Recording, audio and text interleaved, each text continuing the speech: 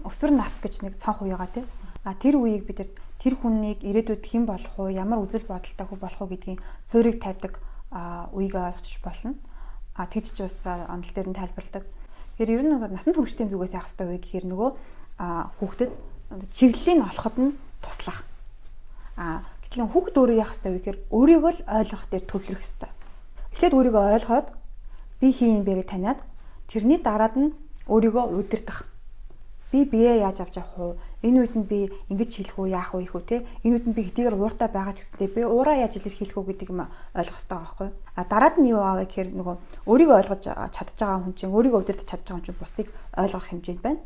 Бусдыг ойлгож дараад нь нөгөө нийгэмдэр бие авч явах, удирдах, зохицуулах тэр зүйлийг хийх боломжтой. Бусдад нөлөөлөх тэр чадвар бий болж байгаа гэсэн. Тэгэхээр бусдад нөлөөлөх хэмжээгийн чадварын сураал байдаг. Тэгэхээр өөрийгөө наадсахын тэр нэг юм мэдгүй тохиолдолд яаж бусдыг ойлгох хэмжээнд дараагийн түвшинлүүгээ хүрэх боломжгүй байгаад байгаа. Тэгэхээр эцэг эхчүүдийн хувьд болохоор яг энэ орчинд нь хэрэгтэй хэрэггүй мэдээллийг нь шүүлтүүр дээр нь туслах ч юм уу тий. Энэ мэдээлэл чинь үнэн бодтой юу, чи юу гэж бодож байна гэж тархин задлах зүйл дээр нь илүү туслаж дэмжих юм бол өөрийн гэсэн бодол тэр субъектив ойлголтын дээр илүү төрнө. Энэ дээр ширээ байгаа шүү дээ. Энийг ширээ гэж харахад тэр хүүхэд би яад нэг ширээ гэж харж байгаа юу гэдгийг тодорхойлох хэрэгтэй байхгүй. Тэгэхээр тэрэн дээр нь чиглүүлж өгөх хэрэгтэй байгаа даа гэсэн.